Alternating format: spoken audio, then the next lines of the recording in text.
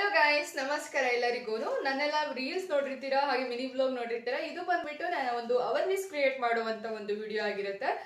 ಇದೇನಪ್ಪ ಅಂತಂದ್ರೆ ಎಲ್ಲ ಕಡೆನೂ ಒಂದೇ ಪ್ರಾಬ್ಲಮ್ ಏನಂತಂದ್ರೆ ನೀರು ನೀರು ನೀರು ನೀರಿನ ಪ್ರಾಬ್ಲಮ್ ಬರೀ ಸಿಟಿಯಲ್ಲಿ ಅಂತ ಅಲ್ಲ, ಹಳ್ಳಿಗಳಲ್ಲಿ ಕೂಡ ಸ್ಟಾರ್ಟ್ ಆಗಿದೆ.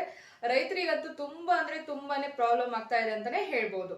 ಸೊ ದೊಡ್ಡ ಮಟ್ಟದಲ್ಲ ಅಂದ್ರೂ ಚಿಕ್ಕ ಮಟ್ಟದಲ್ಲಿ ನೀರ್ ಸೇವಿಂಗ್ಸ್ ಮಾಡಿದ್ರೆ ಯಾವ ತರ ಒಂದು ಉಪಯೋಗ ಅಂತ ಹೇಳ್ಬಿಟ್ಟು ಈ ವಿಡಿಯೋದಲ್ಲಿ ತಿಳಿಸ್ಕೊಡ್ತೀನಿ. ಅದು ಸಿಟಿಲಿ ಜೀವನ ಮಾಡೋರಿಗೆ ಒಂದು ಟ್ಯಾಂಕಿಗೆ 3-4 ಸಾವಿರ ಕೊಟ್ಟು ಖರೀದಿ ಮಾಡ್ತಾ ಇದ್ದಾರೆ. ಸೊ ಆ ಒಂದು ಜನರಿಗೆ ಈ ಒಂದು ವಿಡಿಯೋ ಅಂತಾನೆ ಹೇಳ್ಬೋದು.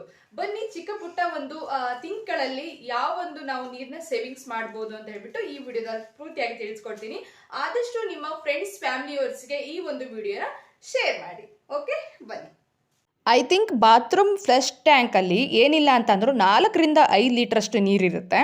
ನೀವು ಒಂದು ಮನೇಲಿ 4-5 ಜನ ಇದ್ದಾರೆ ಅಂತ ಅಂದರೆ ದಿನಕ್ಕೆ 4-5 ಸರಿ ನೀವು ಯೂರಿನ್ ಪಾಸ್ ಮಾಡ್ತಾ ಇರ್ತೀರ. ಮೋಷನ್ ಬಗ್ಗೆ ಮಾತಾಡಲ್ಲ ನಾನು. ಮೋಷನ್ ಮಾಡಾದ್ಮೇಲೆ ನೀವು ನೀರು ಹಾಕಲೇಬೇಕಾಗತ್ತೆ. ಬರೀ ಯೂರಿನ್ ಪಾಸ್ ಮಾಡಾದ್ಮೇಲೆ ನೀರನ್ನ ಫ್ಲಶ್ ಮಾಡ್ತಾನೆ ಇರ್ತೀರ, ಎನಿ ಟೈಮ್ ಫ್ಲಶ್ ಮಾಡ್ತಾನೆ ಇರ್ತೀರ.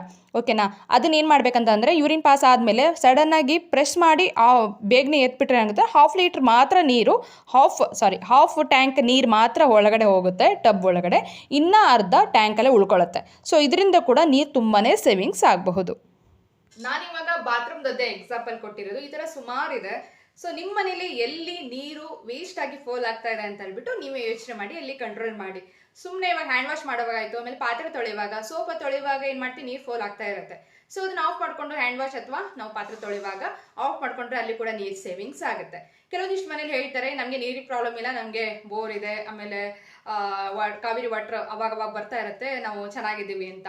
ಬಟ್ ಭೂಗರ್ಭದಲ್ಲೇ ನೀರಿಲ್ಲ ಅಂದ್ರೆ ಏನ್ ಮಾಡ್ತೀರಾ ಅಲ್ವಾ? ನೀರಿದ್ದವರಿಗೆ ಆದಷ್ಟು ಸಹಾಯ ಮಾಡಿ, ನೀರನ್ನ ಆದಷ್ಟು ಕಂಟ್ರೋಲ್ ಮಾಡಿ.